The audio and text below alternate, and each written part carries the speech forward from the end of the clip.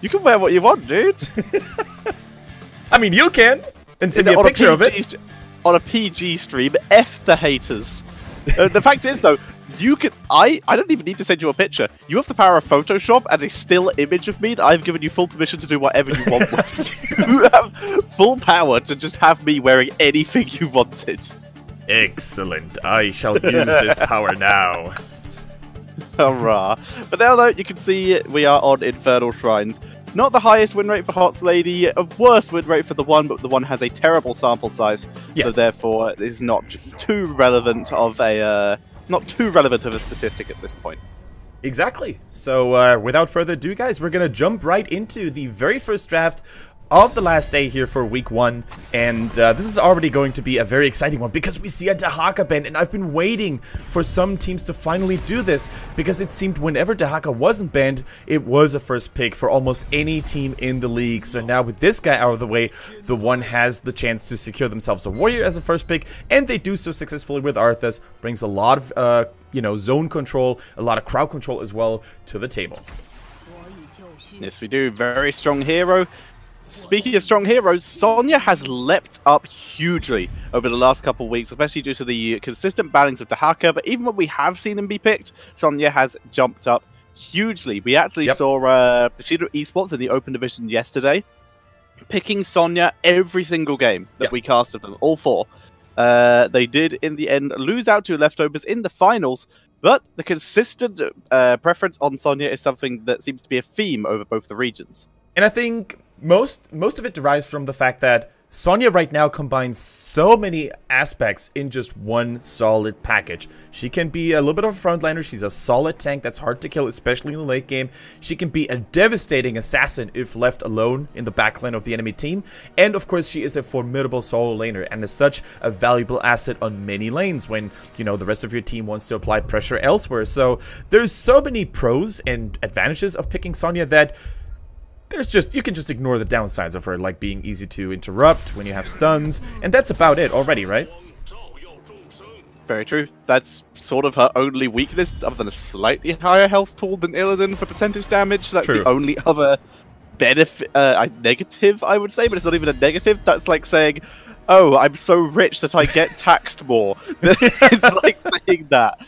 That's the level of negatives we are talking about here. Exactly. First world problems in the Nexus when you're a Sonya player these days. So TheOne, they basically continue their draft with all the solid heroes we're used to seeing by now in China. The Greymane, the Uther, they have an abundance of wave clear right now. Thanks to that, they have really solid crowd control as well. And of course, the shrine control, the blow up potential. I really, really like TheOne's draft. It's a very neutral one, but they all picked heroes that you can't really go wrong on. Just like Hearts Lady, a very safe approach for this first game of the series by both teams. Very true. Very solid so far. We're seeing Ariel being hovered over as the ban. She, of course, still works very well with Valor. Valor being a very efficient hope generator. So, big fan of that. I'd be interested to see if, excuse me, we could get the return of maybe the auto-attack build for Uther to get that Hammer of Justice cooldown reduction to continuously interrupt Sonya. Against Sonya, I would love that idea, actually. They used to buff the talent as well, giving it a quicker cooldown reduction and a little bit more mana. So I definitely wouldn't hate this approach. We have seen it in the past already last season, and I don't think there's any reason to say that this build couldn't be viable in the current meta. Now we see a Tassadar coming in, of course, providing solid protection for both Sonya and Vala. They definitely won't say no to the Life Leech either. And the Rhaegar as a follow-up. So right now, classic double support with Sonya, probably going to get added by another full tank here as well. And there's plenty of options left because so far only Dahaka was banned and Arthas picked. So there could be a noob, there could be the likes of Murden still, or maybe an ETC, excuse me. ETC could be very solid. Like you said, they have a cleanse available, so they could try and cleanse out any interruption that TheOne may pick up. Yeah, or TheOne could pick it for themselves, where there's only 2 interrupts, Rate of Vengeance and Spear, or Leap, if that is what's taken. Did you watch the Open Division yesterday? I watched parts of it. Did you see Unstable's incredible ice block? That one I didn't see, unfortunately, but please tell us about it. So run it down. Basically stuck in their base forever with an Asmodan composition, just trying to farm it up while Esports just wreck them. Leap Sonya, just waiting for them to overextend and get out of position. Sonya sees Malfurion slightly in front of the gate, drops the leap, and Malfurion ice blocks the leap just before it lands. Nice. So less than a second to react, and he ice blocked the leap and then dropped the Twilight Dream straight afterwards and blew up Sonya. And they nearly made a comeback. Lost at the end, but it was one of the best reaction times I've ever seen. It's kind of cool that you mentioned Malfurion as well, because we have only seen him once yesterday in China at all. And he's making kind of a slight resurgence, it seems, in other regions, namely the Open Division in Europe as well, which is kind of cool because I think a lot of teams seem to have forgotten about Malfurion with, you know, here's like Uther and Ariel making a climb, and Rhaegar coming back very dominantly. So I would definitely love to see more Malfurion, especially against heroes like, let's say, Illidan, Sonya, or Genji, because if you silence a hard-engaging hero, you can already make sure that he's going to find himself isolated without using any of his escape mechanics. So I definitely wouldn't hate to see it. Quite possibly. There's also the fact that it could have been a hero for the one. They would have been single tank. Instead, we see Johanna. They did need a solo tank for themselves. So both teams need a solo tank, so we were going to see a Malfurion from either team. But would have been okay for the one if they'd maybe bypassed the Tychus. Because then they would have had a Greymane solo damage. Malfurion can just go full Moonfire to sort of make up for that. And of course, silences are the most effective form of CC against Sonya, because the only thing her Wrath of the Berserker does not reduce the duration of. Now, Tetcher, when I see Johanna and Sonya being locked in the same team, it kind of brings back memories from half a year or a year ago, where there was this crazy aggressive meta with Falling Sword Leap to just annihilate and demolish the enemy team's backline. I was literally mentioning this yesterday when we were casting with Grubby, because they were on opposite teams, and I just had the... I remembered that exact thing, and I was like, you know, I missed that. That was really cool. But we haven't seen it in a while, like you said. I don't expect to see it this game, but I really hope we do, because it was super fun. Yeah, and I do want to say that there is a lot of protection to go for this aggressive playstyle as well. There is a lot of blow-up potential as well with, you know, Tassadar going for the Archon later, or even for the Force Ball, just denying the enemy target any chance of escaping by just walking away or dodging to the side. I would love to see an aggressive playstyle like that coming from Hot's Lady. And if there's one thing we can say about Hot's Lady, judging from the games we saw yesterday and the day before, is that they sometimes like to do things nobody expects. Just think back to 365's Chromie build. Nobody expected that, but they made it work like a charm. Very true. The problem is, if they are going for this matchup, who is their burst damage? They have Tassadar and Valor as their other damage dealers. They're not exactly the most bursty of heroes in general, unless we're seeing like a... what was the name of that Volts talent that gave you a huge crit on Valor? It used to be picked all the time. The Caltrops? No, not Caltrops, the level 7 one. I can't remember. Me neither. But there was a talent there. But now though, guys, we are loading into game number 1 of day number 3.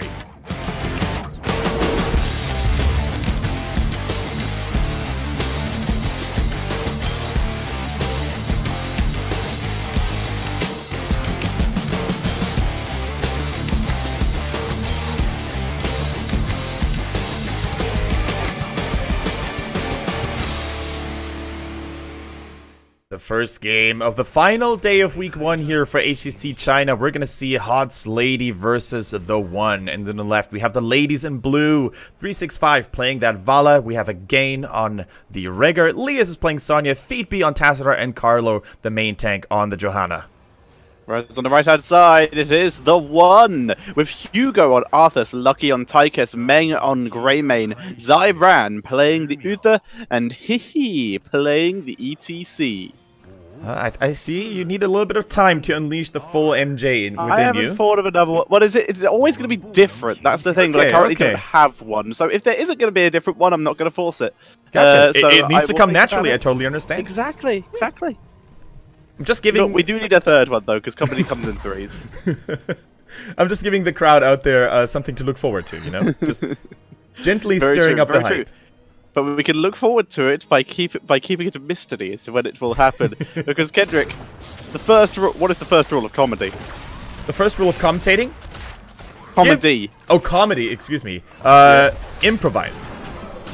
No, repetition. There we go. And the second rule is timing. Timing. Oh, ironically, I did those the wrong way round. It's like you know, you have a mathematical equation and you're using an addition. You can just do it either way, right? 2 plus 1 is the same as 1 plus 2. I just successfully did math on stream, by the way. Yay, custom maps! It's so rare. It's like a white whale. Gotta celebrate it a little bit. Yes, we do. It's such a rare sight. It's very hard. People seem to underestimate just how hard it is to both do maths and also be entertaining.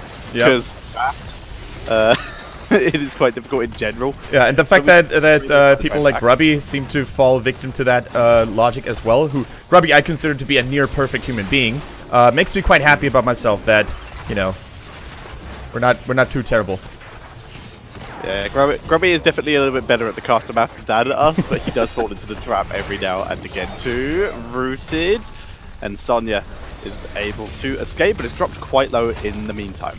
Yeah, actually, there's a lot of pressure being applied by the one here in that top lane, and I do like it. I mean, there was a little bit of luck behind it as well, that the first shrine spawned in that top location. However, it works out really, really well for the one, because if they happen to get this first Punisher of the game, they're already going to have destroyed the first towers and, of course, the gate, which is almost a certain fort for sure. Now, we see a lot of damage on Leos. He is getting taken out here by the minigun and the combined efforts of the one, and they look like a much stronger team than yesterday, Thatcher. Yes, they do, and Leos with no whirlwind available. He'd already used it, it got interrupted. So as such, he was body blocked in there and was unable to escape. He now picks the 1 second cooldown reduction on whirlwind, just a little bit too late. Yeah. Other talents, we are seeing the Feral Heart coming in for Rhaegar, just staying a little bit further back, staying in wolf form, getting that mana regen. Everything else very standard, I would say. Yeah, very standard indeed, and there is another team fight about to go down here. Carlo, of course, with that Johanna, wants to go in the thick of things. ETC now in trouble. He has no more power slide to get him out of trouble, and he ends up falling as well. Still, 30 skeletons in favor of the one. They should be able to maybe keep on poking with the Titus grenades, with the Arthas a little bit, and the cocktails, of course, but they must not overdo it. Carlo having to pull back, taking a little bit too much damage here. And the one, they are struggling to move on to the point here, but they're finally forcing their way in. Yep. They get another one, 35. 5 more is what they need. They must not overextend, and they got it. And you know what, Tetcher? It's an Arcane Punisher. An Arcane Punisher to be, you know, still the most powerful one when it comes to killing stuff and, of course, sieging up buildings. Now, again, also a little bit in trouble. Takes another grenade to the face, but it is Tassadar that ends up falling. He tried to help his doggy buddy, but it was not enough this time around. An Archon Punisher? That would be scary. An Arcane Punisher, but it is also a level 1 Punisher, so as such, it shouldn't usually get too much value, but it turns out if the enemy team just dives you and you have to retreat that far, it's going to be a free fort. Yeah, free fort indeed, and that of course results in a very handsome lead in the early game for the one. An entire level, that is a huge deal. If they manage to maintain that lead throughout the game, they're always going to be ahead of the enemy team in terms of talents, in terms of advantages overall, but they might overstay their welcome here, going in for a deep mercenary camp, and that was a little bit too ambitious there. You know, as I call it a level 1 Punisher, I meant the first Punisher. Due to the fact that the Punishers also scale over time, and I don't know if they scale fully over time or if it's scaled over what number Punisher it is. I'm not entirely sure of the mechanics behind that. Yeah, for some objectives we can definitely say that it's scaling with time, like the Immortals for example, but for Punishers, I'm not really sure myself. I would assume that it also scales with time, just maybe not as hard as other objectives. But Kendrick, how does the curse on Cursed Hollow stack? Nice face melt, getting Hugo out of danger. Yeah, I'm a little bit hesitant when it comes to agreeing on Sonya's build here, because we brought up this topic yesterday. When there's a lot of interrupts for your Whirlwind, you might not even invest into those talents in the first place, because you're not going to get much value of them anyway. And with so many interrupts here, ETC, Uther, Tychus to a certain extent with that grenade, knocking you, not interrupting you, but knocking you to the side. What do you think? Would you have preferred a auto attack build? No, I don't think I would, because I think with the 1 second cooldown reduction that you get on level 4, the stun duration reduction that you can get from your Wrath of the Berserker, you're going to be very sustained. You're going to get auto attack drains that you would get from Warpaint anyway with the Leeching Shield, Leeching Plasma. So with the cooldown reduction, like I said, on the Whirlwind, you can consistently get it off. You're going to burn a lot of CC onto yourself, whereas if you were going full auto attack build, it just takes Arthas to ruin you, whereas this build, it takes everyone to ruin you. It's pretty sweet. It's pretty good assessment of the situation, because I totally had forgotten about Arthas being that massive attack speed slower. So if Sonya had gone the auto attack route, she would have been suffering tremendously, potentially, because Arthas normally, if the teamfights don't go super crazy, should always be in your vicinity as he's trying to sort of peel for the backline. So, level 9.5 already here for the one. They're going to get 10 first. So all they need to do is just keep Tychus in the mid lane, make sure he keeps up the soak, and Hot Solidity, they need to put the pedal to the metal. And that's exactly what they were doing. They managed to get themselves the second puncher of the game just in time before those heroic abilities kicked in. But the bad news, of course, is they probably won't be able to push alongside with it. Because if they did, they would risk a fight against those heroic abilities. And with a Mosh Pit Divine Shield combo, holy cow, you might be in for some trouble. I see what you did there. As the Punisher is going to be cleared up, Fort will survive, but the fact that they got the Punisher is more of a damage prevention from the side of Hot Lady than a all-in push attempt. Here is the level 10s. Whoa! Rhaegar saving Valor there, who then saved Rhaegar. That was beautiful. Cleanse on Valor. Rhaegar accidentally walking in after the cleanse into a rain of vengeance. Now Meg taking huge damage. Divine Shield having to be popped to save his life here. That might not even be enough. Yes, it is. So many heroic abilities being used left and right for both teams. The Odin is now in the mix. However, there's a lot of abilities on the cooldown now for Hot Lady. They need to be extremely cautious. Joanna goes in though. Seeing Tassadar having to dimensional shift Leas into the backline, looking for Meg. They get him. Third time's the charm. Finally finish him off. Arthas goes down 2. And Leas getting that value. We're seeing Hehe trying to hold the line here.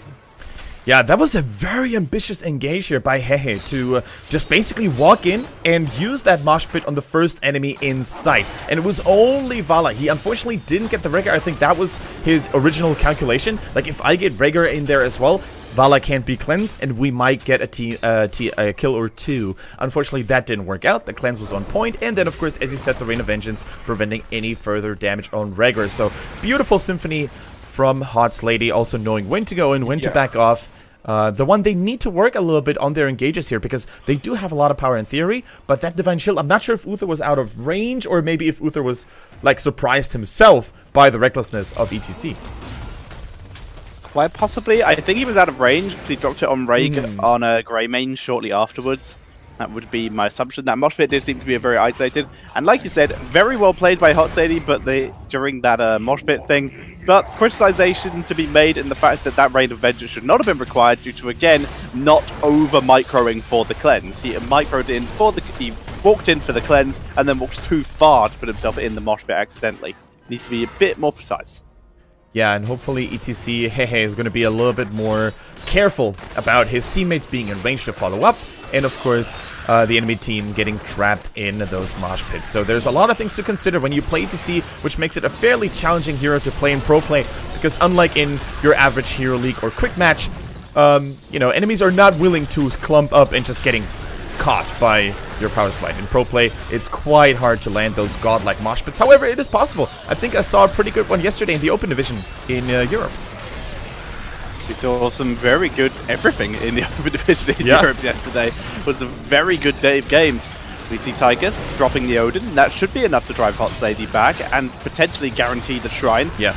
But never mind, that's a good blind. Is that going to be enough? Huge damage coming out here from Hot Lady. And the mosh pit is interrupted with the Blessed Shield. Hehe is pulling back here. Ancestral lands on Leas, but everyone is so low. Dead in the process. The objective has been taken by the one, and Leas has realized that being here is potentially a much worse idea than initially intended. He's about to get punished. Get taken out. Johanna will probably fall. How far can you make that Punisher? Apparently that far. And yeah, Uther has been taken out, but Valor dies as well. Tass is now alone. Hey, he's chasing him down, looking for the kill. There's the root stun, and he will drop. The Punisher being an absolute bro here for TheOne, helping out with that Sonya kill, definitely gave them a lot of momentum, and that was so well played by TheOne overall. They all dropped so low, but in the end, Uther was the one who ended up falling first, and of course with his Holy Spirit form, he could basically continue healing everyone in need. And then again, the focus fire on TheOne was way better than the one from Hot Lady, because if every enemy team member is kind of surviving with a low HP bar, you know that your focus was not as it should have been. So as it is, TheOne even pulling ahead actually in terms of overall XP. And here we see another team fight. Look at the health bars of TheOne here in red. Yeah, you can see they're all pretty high. Finally a combo. That was the Condemn into Raid of Vengeance. Sonya's in the backline causing chaos. Yeah. Doing a pretty fantastic job of it. Even the Ancestral, I thought that was going to be a one fight for Hot Lady. But here you just see them all grouping up. The dead Uther dropping the heals, keeping the armor, and that's enough for them to get the turnaround. And so unfortunate that the Punisher jumped on Sonya over Johanna, who was lurking on the right-hand side in that replay. But, you know, sometimes lucky, sometimes not so much. We're now gonna see if TheOne can carry this momentum to the later stages of the game. 16 is around the corner, and once again we see a nice adaptation by Arthas, not going for the Icebound Fortitude, excuse me, but for the Immortal Coil at level 7 instead, because with the exception of Sonya and maybe the Blessed Shield, which is a high cooldown, there's not a whole lot of lockdown that he has to fear all the time, right? That's right. He's very there's, like you said, Sonya, Johanna a little bit, but the stun reduction on Johanna's ability isn't significant because she's very low duration CC, just constantly all the time. Same with Rain of Vengeance. Yeah, I like the extra sustain, I like the extra healing more. Especially when you have a hero like Uther in your team that is kind of dependent on his cooldowns and has longer cooldowns than other supports. It is always nice to have your frontline, you know, heal themselves in the meantime while Uther is waiting for the Holy Radiance and the Holy Light to come off cooldown. So nice little synergy between the former student and his former sensei. You see the Impalers moving into the mid lane. Lias, insanely good wave clear. Going to assist in clearing that up. Rhaegar also dropping a Lightning Shield to help out. It is the Lightning Shield as the level 13 talent as well. The Earth Shield, sorry. So is able to give a little bit more sustain. It's fairly good. We seem to have just completely moved away from tidal waves at this point.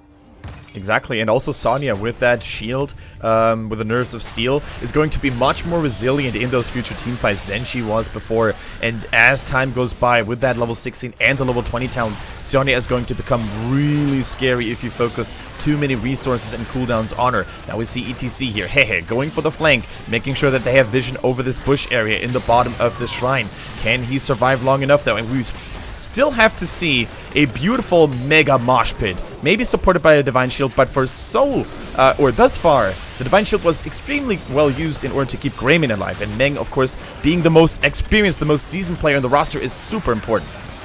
We saw Lucky there, sacrificing a bit of his health pool to try and bait them into that mosh area. Unfortunately, he took too much damage, and Hey took too much damage, and they are forced to retreat. Hot's Lady picking up the Frozen Punisher.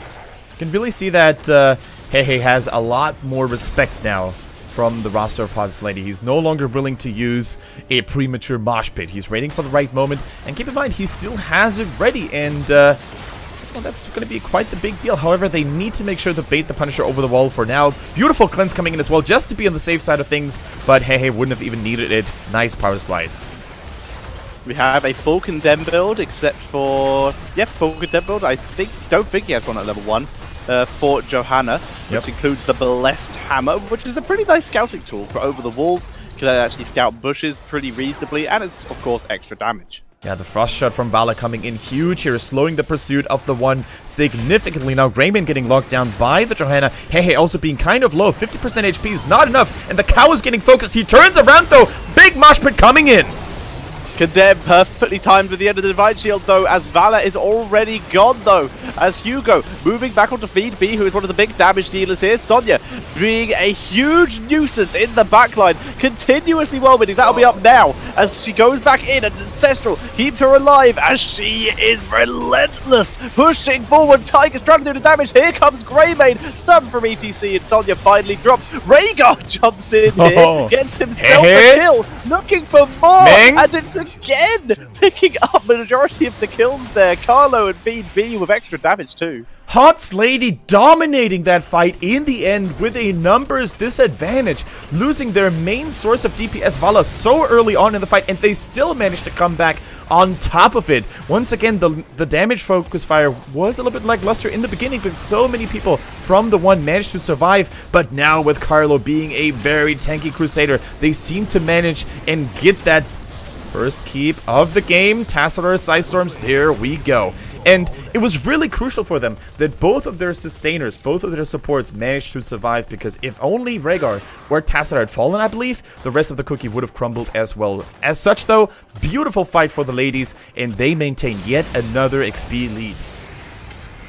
Yes, they do. We actually saw Carlo there just being an absolute menace in the team fight. So much CC. Yes. I love that Rhaegar got most of the last hits in that fight. He's just like, wait, there's no one who does more damage than me alive. I'm going in!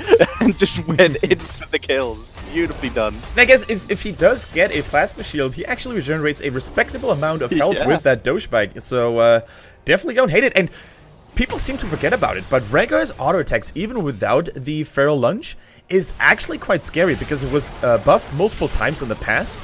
So don't underestimate Rhaegar, who is a formidable duelist, even without, you know, the late game talents. So super cool to see the supports shine and carry that teamfight. But as you mentioned, Carlos Johanna interrupting the mosh pit, providing so much zoning and tanking, was just a pleasure to behold. Given the fact that he also went for a full condemned aggression build with the Blessed Hammer as well, quite scary, that Johanna. Yeah, it's a scouting hammer. You can see him positioning himself so the hammer will go through that choke point, making sure he can see anyone. Right now, he knows they're not there due to the fact that they're all showing bot lane to kill the Hots Lady's fort. As for now, though, the one they need to catch up. They're not contesting the Shrine, as that would be pure folly, because they don't have the Storm Talents available. But the ladies are raging. The ladies are furious. They go in with another beautiful Blessed Shield, the Divine Shield, though, to protect Greymane for now. Greymane now has to reposition. Uther is down. He's healing up Hey as best he can. Oh, no. Meng's Divine Shield has expired, and Lias is too fast with the extra movement speed he has from his trait, and is able to pick up yet another kill. They may get Hey as well. He's trying to power slide away, but he's getting chased. The frost shots and the totem. And Hey. Does he have another knockback? Doesn't look like. But it's not enough. Beautiful spear. Lias not caught in the knockback, and they move on to the core. 31 seconds for Uther. It's only Tychus and Arthas versus all 5 members of Hots Lady to try and save the game here.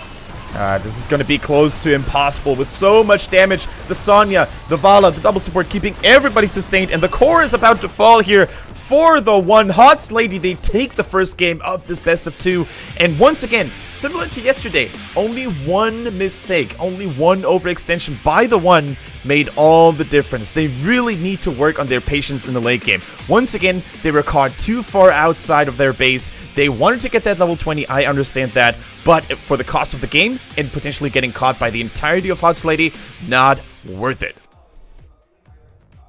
Very nicely done by Hots Lady there. They were looking a little bit shaky on the first fight, but patience and very solid team fighting are able to claim them game number 1 and at minimum 1 point. Yeah, and I do want to say this. You brought up a very good point. It's not like TheOne played a terrible game by any means. It was just that one mistake in the late game that really cost them dearly. Aside from that, they had really solid team fighting. They knew when to pull back from the objective. They knew when to hard engage on it. They secured themselves a couple of punishers as well. And if they just work on this late game weakness that they seem to have, I think they're totally fine in this series and they can easily tie it up. Wouldn't be surprised if that was the case. For now, though, we're going to have to see what map they're able to take Hots Lady to. Yep. Reminder, TheOne currently not the highest in terms of the matchups. I once again went to look at Wikipedia, but it's not up to date, so don't know why I did that. So what were you trying to say? Like their overall standings in the league, or? Yeah, I think they're the bottom of the table, right? Yeah, KT and TheOne, they were the only teams thus far to have dropped an entire series. TheOne yesterday against SPT and KT against SOA. And that is, of course, the reason why those teams are at the top of the table. You know. No, but that's going to be the next series, or one of the next series, I should say, today. So against SBT, the 2 first place teams. Can't wait for that to happen. However, we're going to still be satisfied with the series before that, because we have one more game to go between TheOne and HotSlady. And even KT against CE is going to be pretty damn hype. I would have never expected to say that, because if you had asked me before this season even started how this matchup would probably go, I would be like, yeah, easy peasy 2-0 in favor of CE, no problem here. But with the kind of shaky form that CE had been displaying over the last 2 days, I am not so sure anymore, Tetcher.